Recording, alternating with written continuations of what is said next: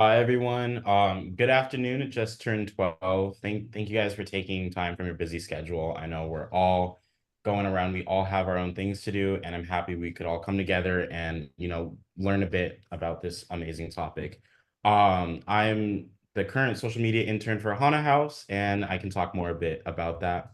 HanaHaus was founded in 2015 by the co-founder of SAP, which is a global tech company. His vision was his goal was to create a sense of community and a climate that actively promotes creativity, new ideas, and just exchanging and meeting new people. And he believed that these were essential requirements to discover new ideas and bring them forward and drive innovation. We opened our second location here in Newport Beach in 2019. And since then, it's been just an amazing co-working space that brings people together. And we host these fun events like the one we're about to participate in, and I'm very excited. Thank you so much, Jack. And thank you to all of you who are joining us live. In addition to today's live conversation, the Business Bite series is recorded and shared through both the SAP, HanaHaus, and On Its Axis digital platforms. So if you find today's content valuable, we do hope that you'll share it with your community and share the resource. This is a free community resource, and we know some of you are joining from around the world. We want to keep today engaging and inclusive.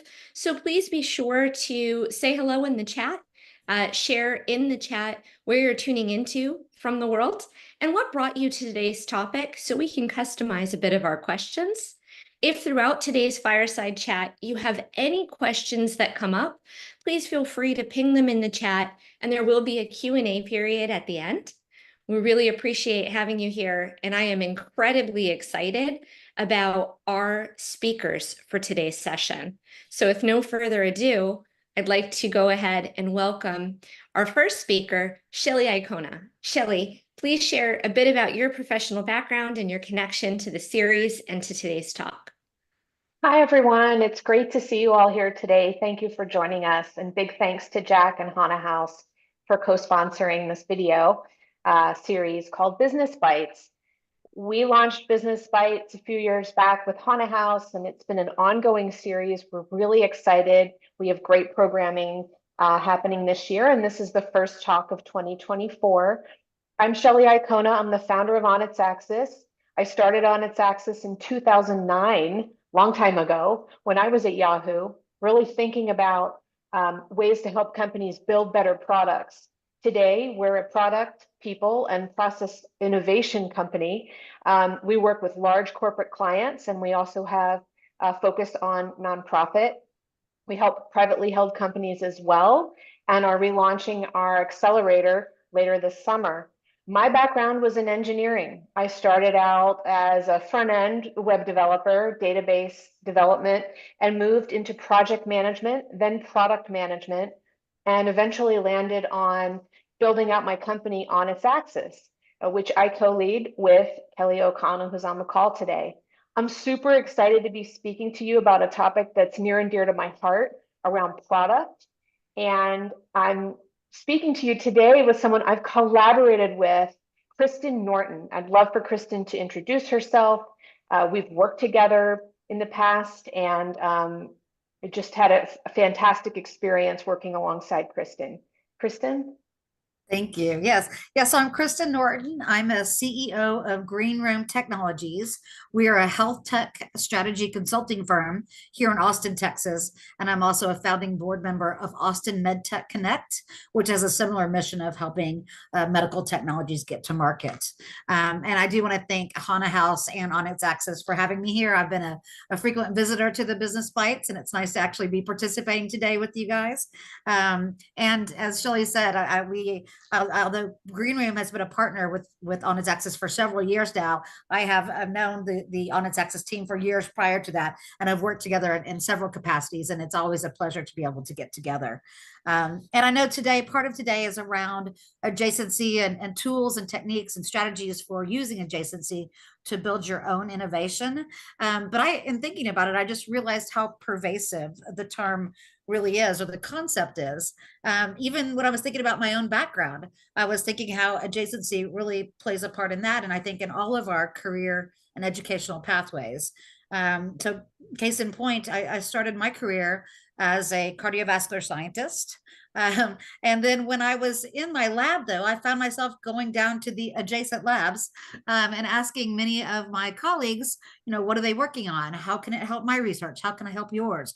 How can we get together and help bring these products into the world in ways that they could help people? And really from there, I've realized I've made horizontal or lateral moves as well as vertical moves to adjacent spaces that help me hone in to come to the career where I am now, which specifically again is Green Room Technologies, where I work alongside two of my favorite people and business partners, Dr. Bob Teague and Daryl Welk, to help medical devices and software successfully get to market. And I'm really excited to be a part of the conversation about adjacency in that capacity today. Well, if everyone who's on today's call hasn't noted it already, this is a very enthusiastic pair of experts that I have the pleasure of speaking with. And the topic that we're talking about, product adjacency, is a concept that may not be familiar. We've talked in the past about brand and marketing and customer personas and customer success, all things that people are familiar with broadly within business or common business topics. So we think about product adjacency. It might seem a little esoteric or as a new concept to some of our audience members. So Shelley, I'm going to come to you first, and I'm going to ask you to describe product adjacency as if you were talking to a group of students. Think about a group of middle school students and talk to them about what product adjacency is. Well, it's funny, Kelly, that when you posed this question in prepping us for today, it was really funny that I actually had this conversation, not using that language, of course, with one of my nieces around why do companies do things like this? So she asked the question, yeah, my mom builds Legos. My family is really big into architecture and design, and they build the Lego models, and they buy those models. And I said, well, you'll have to come out to Legoland. And she said, well, what's Legoland?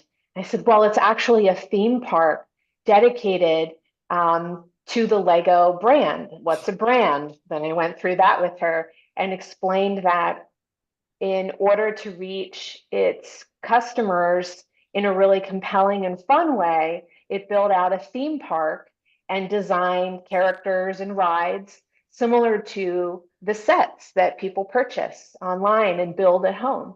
And so I think that would be, if I were talking to a younger generation, that's exactly what I would say.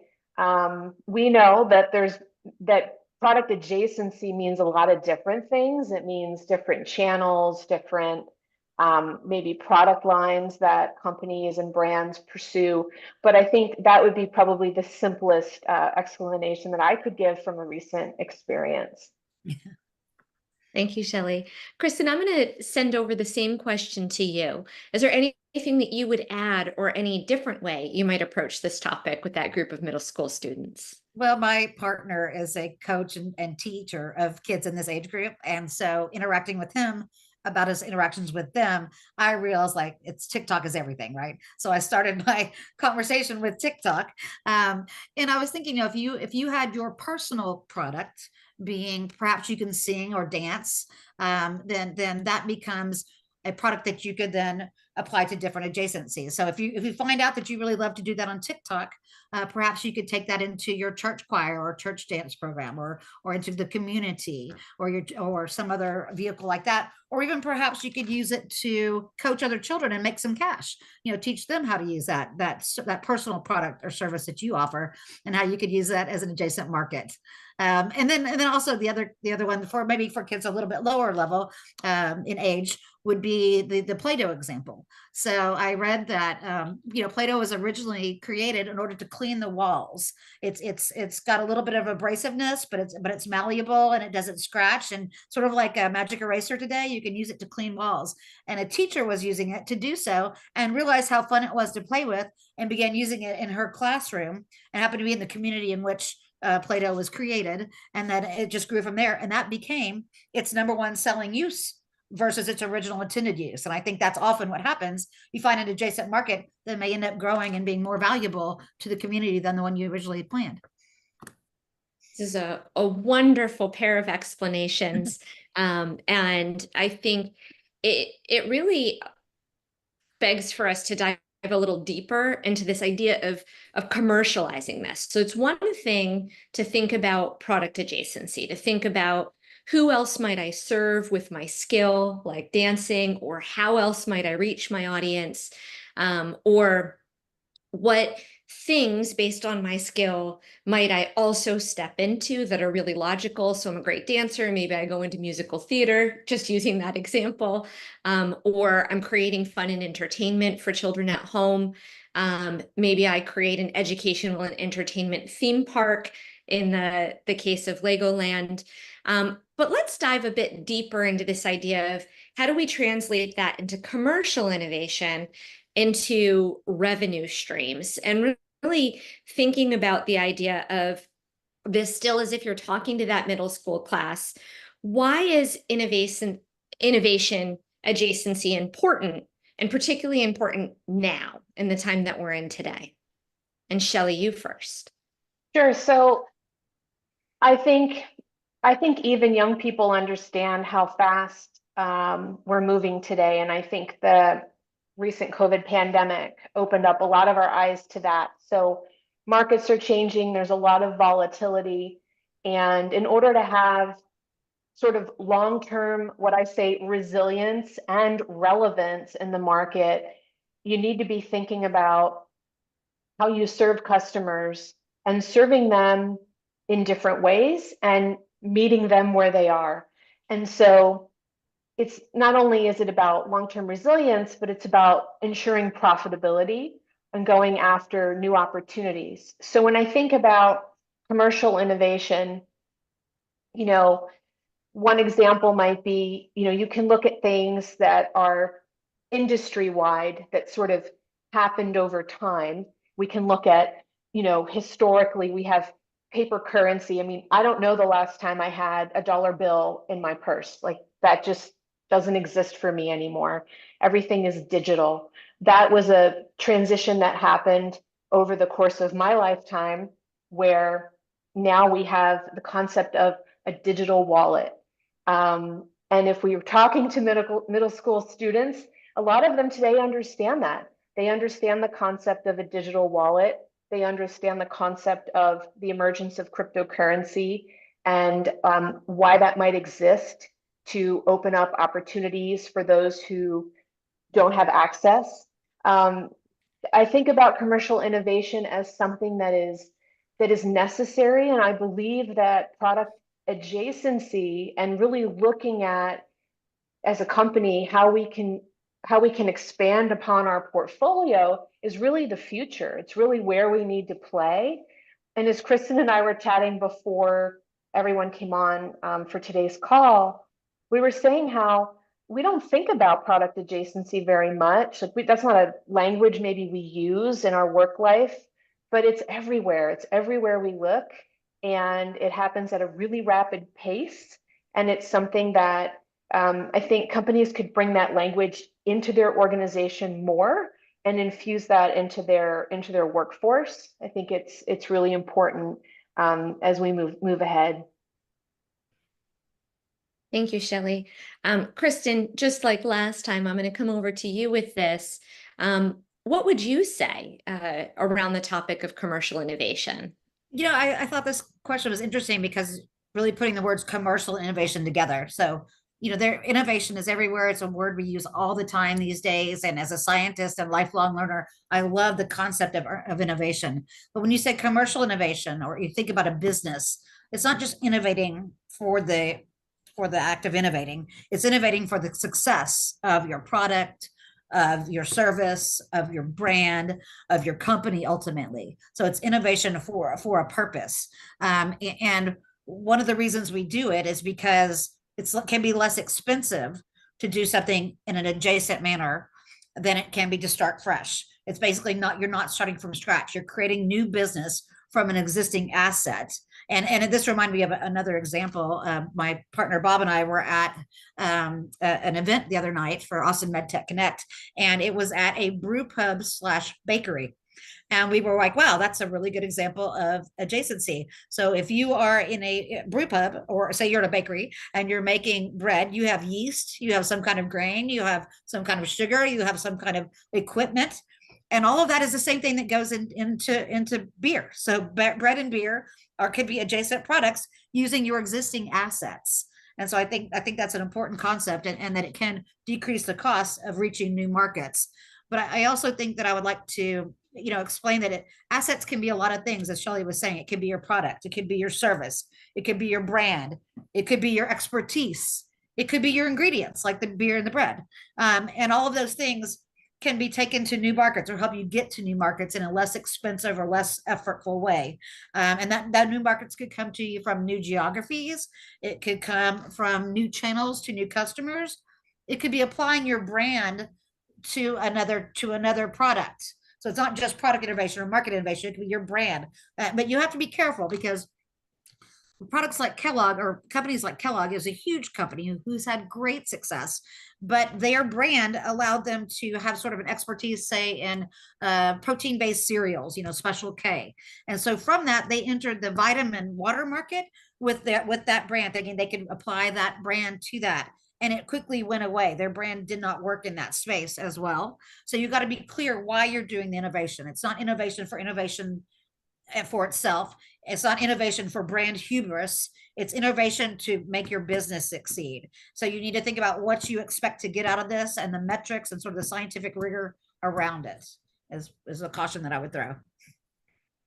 I think those are both really outstanding examples. And when I framed this question, I remembered baking with my family, and I thought baking, so I love your bread and beer analogy.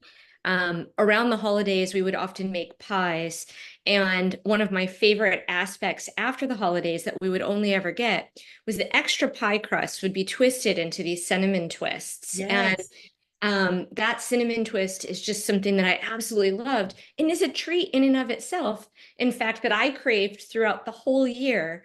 But we only ever got it when it was like around a pie baking time. But you could have a business just off of those extra pie crust cinnamon twists. Yeah. And I think the scarcity piece is an important piece of innovation. It's also about shared resources. And so I really love those examples. Now, I want to talk about innovation in practice. And so that baking idea is one concept of innovation in practice. It's really simple. We didn't waste food in my family, so we found a way to turn the scraps of a pie crust into a really tasty treat we could eat around the holiday. And innovation is in some ways an opportunity for companies to think about, beyond their core services, what additional resources are being underutilized within their workforce? Or is there a way to build capacity that helps to resist disruption? So this is a really important concept that helps to build, let's call it a seawall, an ocean wall, for those of you who are coastal, against the influx of people who are trying to put your brand out of business by serving your existing customer base in a new and different way. And so it's using your existing brand to stay ahead of that curve. And many of you may be familiar with an industry that's being really rapidly disrupted right now. So this is a chance for those of you who are live on chat. Weigh in chat on what industry do you think right now is being really disrupted by innovation. I'm going to give you all just a moment to do that. So if you're here on chat, weigh in on industries being disrupted by innovation.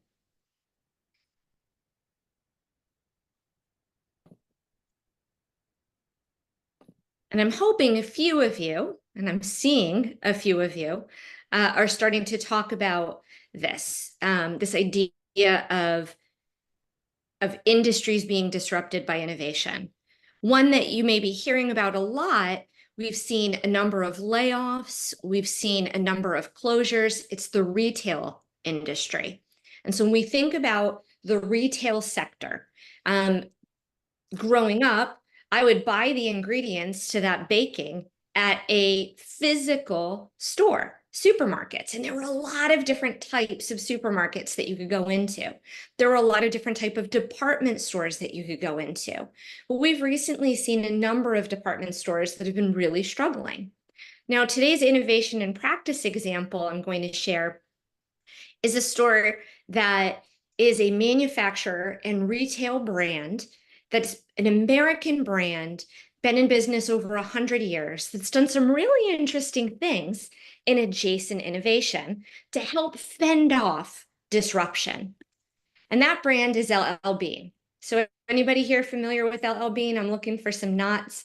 LL Bean is well known as a brand for their outdoor gear. So they really niched. In a time of group department stores, LL Bean said, we are good at a very specific audience. We are incredible at reaching people who love outdoor activities, kayaking, snowshoeing, hiking, biking.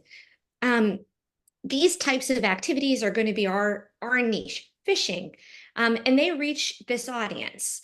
But in a market where we can simply go to Amazon or even have direct delivery or purchase off of TikTok videos, products, LL Bean has to be thinking, what do we do to remain a trusted brand in this audience? And what do we do to build, as Shelley talked about, resilience in the marketplace? And I'm going to share with you a really interesting innovation adjacency that they established back at the start of their having to shut down their physical stores. And this was in 2019. They were shutting down their physical stores because of COVID quarantines, the shelter in place. What if open floor plans were truly open? Is blue sky thinking better done under a clear blue sky? Americans spend 95% of our lives indoors, half of which are spent working. Yet research shows that when we spend time outside, we're more productive, more creative, and happier. So if it's outside, we're all in. Because at LL Bean, we believe not a day should go by without letting the outdoors work its magic on you. That's why we started a movement, published a new study on outdoor workplace dynamics, partnered with one of the largest co-working disruptors, and launched our first ever outdoor co-working space to help everyone be an outsider at work.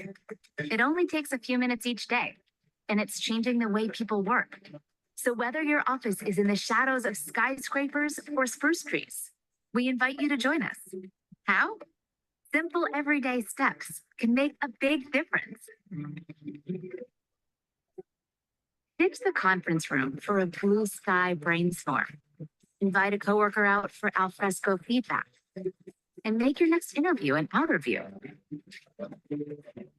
For more tips that can help you work outside every day, visit beanoutsideratwork.com, because on the inside, we're all outsiders. So hopefully you all found that to be a very interesting presentation talking point. What I think is most interesting is that the most recent annual report for LL Bean, in spite of the disruption in their industry, shows that LL Bean had their third highest ever market revenue quarters, quarter over quarter throughout 2023. And so it's a really interesting topic because it allowed them to partner with another shared brand that's trusted around this idea of co-working. So they took somebody whose brand was co-working, and they took their brand of reaching and attracting that outdoor adventure persona, and they took it into a workplace and work solutions vertical. And so it's a really interesting example of brand and product adjacency, creating an entirely new innovation adjacent revenue stream for LL Bean. And I think it's a great example. But I want to come back to, oops, not trying to show you the presentation again. Sorry about that. Let's go down to the next one. And I'm going to come back to you, Shelley, and I'm going to ask you to share another example of product adjacency. So I shared the example of LL Bean. Is there another one you think of? Yeah, I love that. And I'm surprised that I think the number was 95% of our time is spent indoors. That's amazing. That was so brand aligned too. That was really, they did such a great job of that. I think a great example of product adjacency, because it's really about kind of where you serve and how you serve. So I have two that I think are really interesting.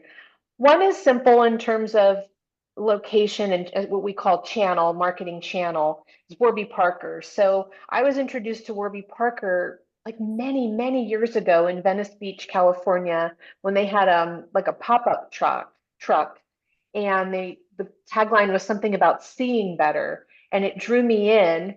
I was working at the time, and I drew me in and took a look, and I thought, these are glasses? I'm so confused. It's an eyewear company. I didn't know what it was, but I think reaching audiences where they are, where they spend their time was really strategic. So I think that was one type of adjacency. A really fascinating adjacency that I learned about, I think in 2018, was when Farmers Insurance developed a completely new insurance product geared to the millennial market. And so they did all the right things, pulling together an innovation lab off-site, kind of away from the everyday, and they pulled together an innovation team to reimagine kind of how they serve customers. So they took their bread and butter and what they know in terms of insurance products, and they said, what's an underserved or underaddressed market that we can reach and perhaps deliver a solution to them with our products and services that are just a little bit different, but really meet their needs. And they learned how to build a more customizable product, a more simplified and affordable and sort of easy to understand product that really resonated with their target market. And it's called Toggle. And it's one of those great stories about innovation and product adjacency in a kind of unsexy market of insurance, that I think they did a really great job. And it was a new brand was developed, so you didn't necessarily know it was Farmers. I thought that was really bold and really courageous and probably risky, but it seems to have worked out for them. Thank you, Shelley. I think those are great examples. And Kristen, I'm looking forward to hearing from you as well. So can you share for our audience a few examples? Thank you for those examples, Shelley. So when I was thinking obviously about healthcare and health tech, because that's where we live. And I thought that one of the hugest examples, which I never had thought of in this way, is off-label drug use. I think we all know, for instance, common things like aspirin, they were approved by the FDA, and I'll talk more about regulatory later, but being approved by the FDA for pain and fever. But now I think it's used as commonly or more as a prophylactic or a risk mitigator for heart attacks. It can also be used for type 2 diabetes. Viagra was originally created related to angina and cardiovascular issues, and there was a certain side effect, and that became its biggest market. And now it's also come around full circle being used in pulmonary hypertension. Mucinex is it's a mucus relieving medication, and that is being used to help treat infertility, to decrease the mucus lining, so that you can have fertilization occur. So there's a ton of of things in healthcare where I don't really think I had thought about that terminology, but they're adjacent uses for a product that can then become the biggest use case. In our personal career in green rooms, different clients that we've been working with just lately, we have one company that has built a technology and service platform around remote patient monitoring and chronic care management. They're sending out a tablet and it has, tools on it and the ability to talk with providers and do surveys and get education, and found that another adjacent market was transitional care. So as you leave the hospital, if you give them the tablet then and apply it to transitional care, then they can keep it longer term for remote patient monitoring and chronic care management. And that has become an adjacent market that leads you into the primary market, which I think is cool. And then we have another client that has a heart rate and respiratory rate monitoring device. It's wireless. It sits up on the wall beside you and monitors you without any wires or anything. It just watches you all day. And found so many different markets for that, including in the veterinary market. And that's another thing about healthcare. There's often veterinary or other types of markets that might not even be the, human health care market that you can expand upon. So I just think that the idea is something that we think about every day, but without using that terminology. And I think I'll be able to put that terminology into practice more often with our clients at Green Room. Thanks, Kristen. I want to come back to your example of off-use drug use and really touch on why that's so relevant to the commercialization element. As we know, for approvals, there's significant barriers in terms of cost. And so maybe if you could speak to that a little bit about why that is a helpful use in particular in the drug creation space. Right, exactly. Yeah, the go-to-market process is one of the biggest pieces of that. It can be the biggest hurdle. The longest step is the regulatory process. That you have to, when you think about these different markets, you really have to think about the levers that can affect it, the cost, the regulatory implications, the effort and time that takes to acquire a customer. And so off-label drug use can be a way to get your drug into the market. The same thing with digital health. Really, digital health and medical devices are now merging with wearables and consumer devices. If you have a product that was a digital health device, or you were trying to go for something that would be used in a hospital or a practice, you can now today potentially make that a consumer wearable and get to a market in a way that doesn't require the same level of FDA clearance, and it will allow you to get to market faster. So time to market can be greatly reduced by considering adjacent markets, which I think is one of the neat things about today, and also one of the hurdles for us all to consider as we're thinking about where to go with our products. Thank you so much, Kristen. I think these are such big talking points around why, and so hopefully, if some of our guests that are on are product designers or developers or startup founders who are thinking about a product, you're imagining some of the product adjacency conversation we're having around that lean canvas that we've talked about on prior Business Bite sessions. And you're thinking about strategic partnerships, and you're thinking about your go-to-market channel, and you're thinking about your service obtainable markets. And how product adjacency can either expand or refine how you view and structure and plan for that lens.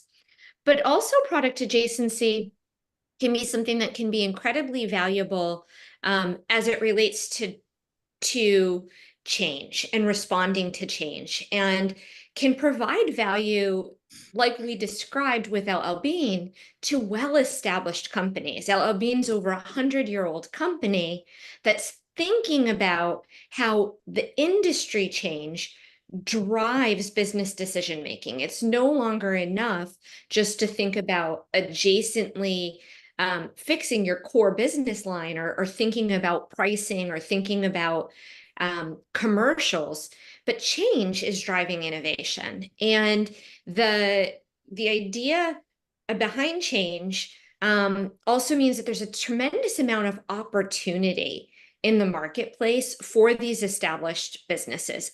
And the fact that many of these companies, 4.5 million firms representing over $10 trillion in the US alone, will transition leadership. There's a succession plan in place in the next decade. Think about that. 4.5 million firms, $10 trillion in business are transitioning leadership. And during these leadership transitions, as they're planning for succession, there's a really important element around that plan in thinking about what are your core revenue drivers? What is in that business model? What's on your lean canvas, whether you're a startup or a big company? And so, Shelley, coming back to you, since I know On Its Axis thinks a lot about succession planning, can you speak a bit to the opportunity that innovation adjacency presents to today's business owners?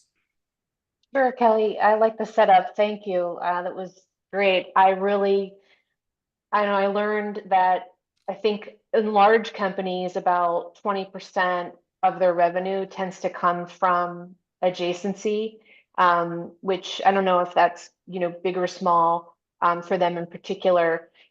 But I know having previously worked at a large companies, they always had the idea of 20% time to really have their internal employees think about innovation and think about ways that we could devise new ideas to serve the company, through lean ideas and startup ideas as well. I think innovation adjacencies are really important for companies to stay relevant and resilient, and that profit piece is so huge. And so that's why at On Its Axis, we love looking at what I call, and I hope this isn't offending anyone in these industries, but I call them unsexy markets. Like manufacturing to me in the past, it didn't seem to have a lot of innovation, but what we're seeing today is really remarkable.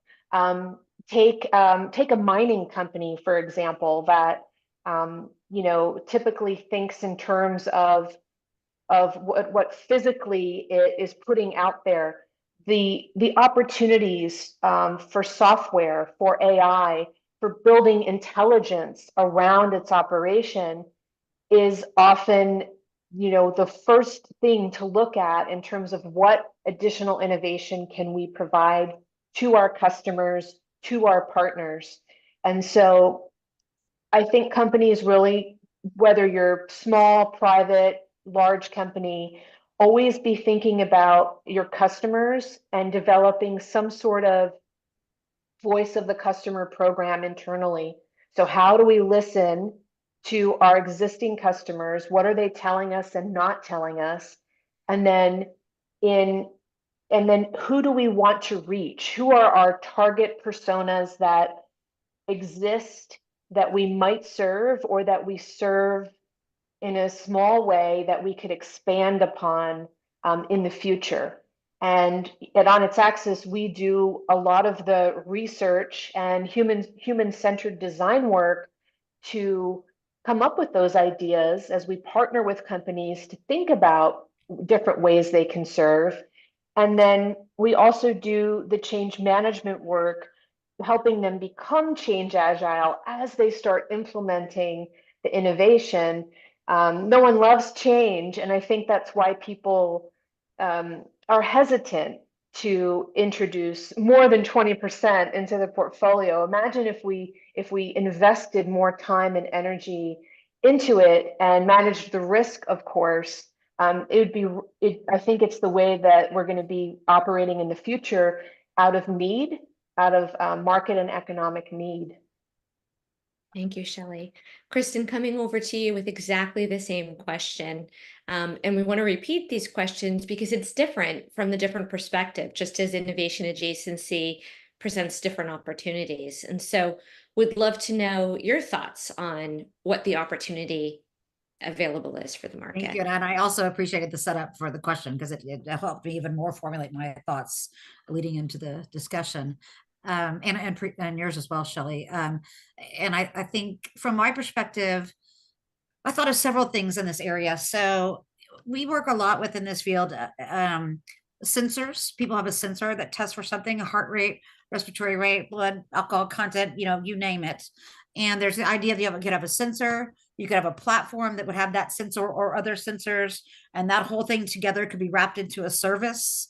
And I started thinking about the idea of adjacent channels for what you do. So if you're developing that sensor, you could elect to do the whole thing. You could have a sensor on a platform with a communications channel and a service, or you could just sell your sensor to somebody who already has that, or you could manufacture those sensors on bulk and send them out in another direction. I think there's a sliding scale of adjacency of where your interests and abilities and costs and regulatory levers live, and you can use those to decide really what you want to do. Do you want to be a sensor business, or do you want to be a full-on service that applies that sensor and technology enabled service? I think so. You think about the adjacencies of those, which makes me think again what we talked about a little while ago about how much health technologies are now really diving into the direct to consumer care business. You can, and there's platforms out there like Apple. So no longer do you have to do everything. Potentially you could sell your sensor to somebody like Apple, who could then use it, and they can do all the distribution, and you could go back and create a new technology in R&D. And so something about this reminds me, especially those stair letters, reminds me of the different places you could land as far as what kind of business you want to run, and what adjacent markets, channels, and strategies that you could take advantage of in order to get to market successfully. And this question also, in the same vein, reminded me of how often we talk about data in my company, because people think about their product and they think they're going to sell it to a doctor's going to use it for XYZ. But there's so much data involved. There's data related to that device itself. How is that device functioning? There's your operational data, both for you, how well are you selling that, how is that working, as well as for your customer.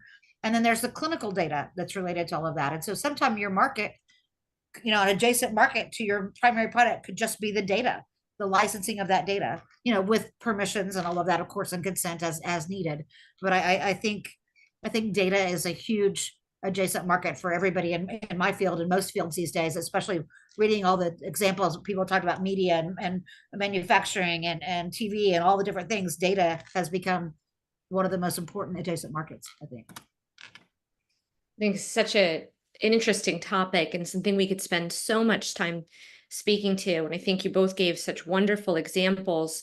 As I think about these 4.5 million firms, I think about the people side of the business. And in many of these companies that are privately held, there's a next generation that's thinking about taking over. And so what they're excited about as they take over the business may be different than the original founder vision for the business. And so thinking about building a startup within that privately held brand, and thinking about planning for succession while planning for revenue resilience is such a powerful use of adjacency.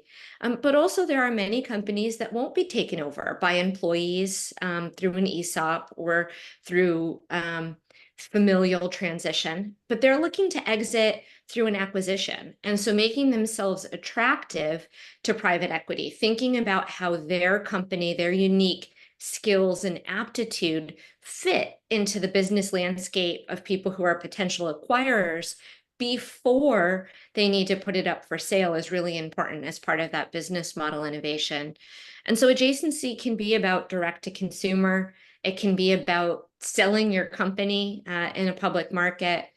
And it's really about thinking about your unique value, thinking about your customers, and building in that human-centered design. And so with that, I'm going to ask for our final piece before we move to our Q&A section, which is about how do we adopt a culture of innovation? So whether I'm a big company, a startup founder, whether I'm preparing to transition my company to a daughter or a son or a familial member, or I'm preparing to sell to PE, what is a tip for how to develop that culture of innovation within a workforce? And this time, Kristen, I'm coming to you first. Okay, great. And I'm going to throw up maybe a different little spin on it and a little bit of caution, because again, I think while innovation is key and we all love innovation and want to support innovation in a business, the idea of innovation is not just for innovation's sake, it's in order that the business succeeds.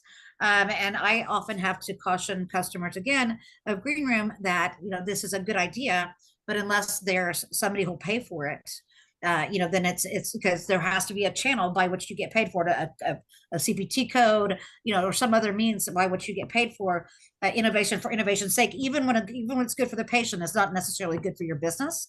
And my dad has a quote which says, "Be open-minded, but not so open-minded that your brains fall out." So just it's kind of silly, but I guess what I would say is foster a community and a culture in your business that gives you the freedom to expand.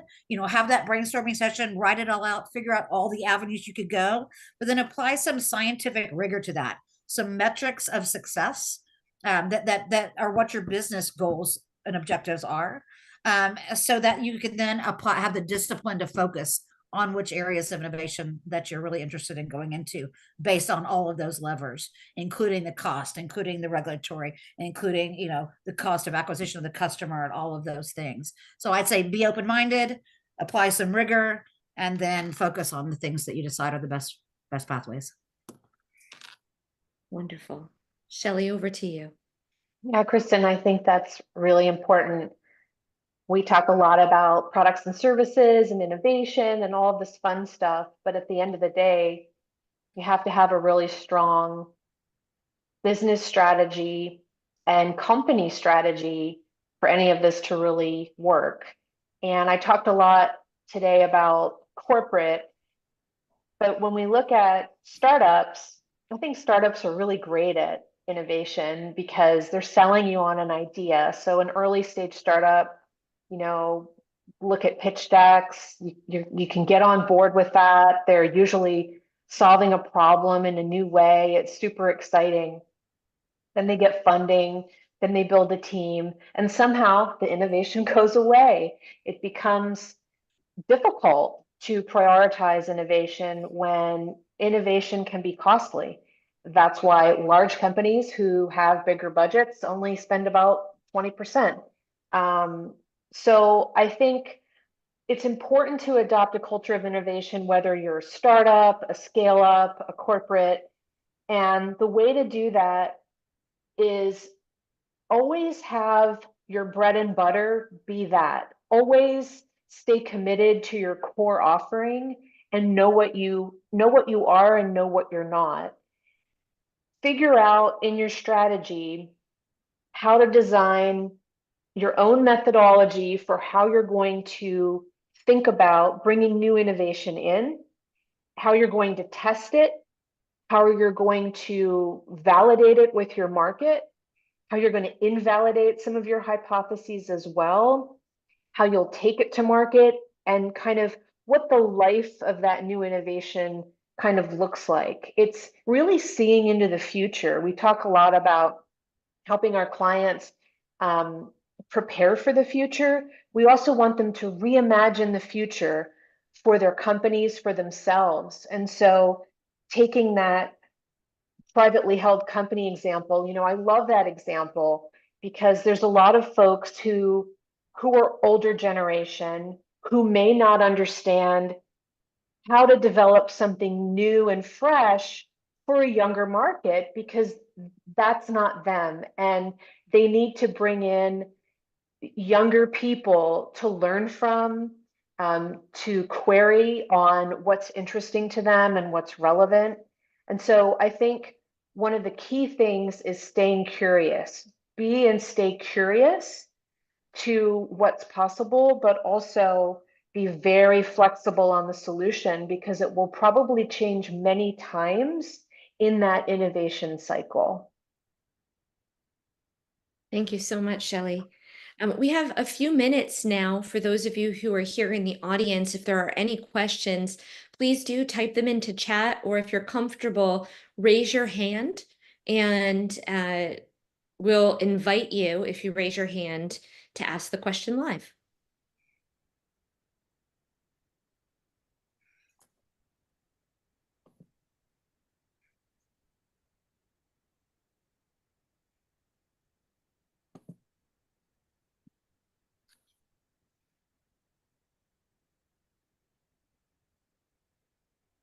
Give it just another minute in case anybody's adding something into chat. I have a question. Chris? Guys, how on its access works with their clients and our mutual clients to help them create an ambiance of innovation while still remaining focused. I know you have some tools and strategies in that area. Thank you for that setup. I'll say that we do have a proprietary methodology. We call it EWOD. It's efficiency weighted outcome driven design. So it really, at its core is a model that allows you to find the balance between your core brand, Shelley referred to as your bread and butter, and that measurement of success that you talked about. I like to think about them as guidelines or the bookends to innovation is within a framework. How do we think about reaching this? And so that efficiency weighted outcome driven design is based on some principles from human-centered design, from agile development, from change theory, and from the study of innovation just at an academic level. And so it's this bridge between the practical and the academic. And we heavily weight based on the metric that the client finds value in. So when we're working with a nonprofit, that measure of success isn't margin or profitability the way that it would be necessarily the way that it would be in the commercial sector. That measure of the efficiency weighted outcome driven design is based on a theory of change around the mission or target audience or funding efficacy. And so we're able to use the model across industries in a really successful way. So thank you for asking that. Yeah, thank you. You guys always have these tools and strategies around these topics, and I appreciate those when you share them with us. Thank you. And then we do have a question in the chat that I will pose back to you, Kristen. What are some of your favorite sources to learn about innovation? Any blogs, podcasts that you enjoy? I don't know that I have a specific blog or podcast, but I'm a huge LinkedIn person. I spend my life on LinkedIn, and just friend, all kinds of organizations and individuals for whom I can follow there for their innovative concepts and their warning stories and their supports and camaraderie and community. So yeah, I use that tool quite a bit myself. It's wonderful. And Shelley, over to you on the same question. Yeah, I have a book I'm going to recommend and then a PDF. It's a book, but there's also a free PDF online that I think is really a great primer for all of this. The book is The Future is Faster Than You Think by Peter Diamandis. And as someone who helps companies prepare for the future, I told myself, I really need to stay on top of visionaries and of what visionaries are thinking out there. And so Peter Diamandis is one of those individuals. The Future is Faster Than You Think is a fantastic audiobook because it's also narrated by himself and another person. I'm sorry, I'm forgetting their name. But that's really interesting to get you thinking about new things that are happening and where trends are going and what the future might look like. The other one is When Coffee and Kale Compete. I'll post it here in the chat. It's a free PDF online. It's a wonderful book about why companies need to avoid disruption and the things they can do to be more innovative. Thanks for asking that great question. And how I built this, that's a great podcast. Those are great. I actually happen to know Peter. He was a family friend. I worked with my father years ago. Yes. So yeah, I love his stuff very much. And I do have some list of things I read for this particular event, and I'll post those on your page, on the on its access page underneath the event materials. Thank you, Kristen. I love the circles of connection in this space. I will shout out Mark Dancer, who works with our team sometimes around innovation on the supply chain, since we've talked about the idea of supply chain. He does a weekly innovation newsletter, very much if you're in logistics, distribution, or manufacturing, some really great resources to scale there. And then the United Nations has a UN think tank that also has a LinkedIn think tank group. So the United Nations Innovation Think Tank, and it's really thinking on public policy, on the intersection of tech and ethics and innovation. And there's some really interesting elements there. So thank you, Shelley, for sharing that. And thank you for the wonderful question. We are 5 minutes from the end. And so while I never love when Business Bites ends, we have had some wonderful audience questions. And I want to thank all of you for coming. I'm going to turn it back over to our friend Jack to tell you a little bit about a survey that can help us make sure that we're creating content that you want to hear from us on. So Jack, over to you. Thank you, Kelly. This has been an amazing presentation. So thank you, Kelly. Thank you, Shelley, and thank you, Kristen, for all of this. These amazing tools that'll help everyone, succeed and move their businesses forward. I just dropped the link into the chat. So if anyone would like to fill out this voluntary survey, just to give us some more feedback on what we can improve, just to make this topic more relevant to our viewers and to everybody participating. Thank you, Jack. You may need to grab the link directly from the link. I don't know if that one's going to take it through the Airtable. So you may need to grab the direct survey link. But I also want to let all of you know, we do have another Business Bite scheduled. Our next topic is something that's very near and dear to my heart in this world of change around AI and the many positive ways that AI can help influence and create opportunity in business. There's a balancing act that's in play, and that's around ethics and ensuring fairness, transparency, and equality in particularly AI implementation for business use. So thinking about this, whether you're a startup founder or an executive in an established corporate entity, thinking about some of the bookends that we can put in place to ensure that the tools we're using and the systems we're implementing around AI learning are fair and aligned with our brand morality. So very excited. Hopefully you can join us August 14th from 12 to 1. And with that, thank you for joining us on another session of Business Bites.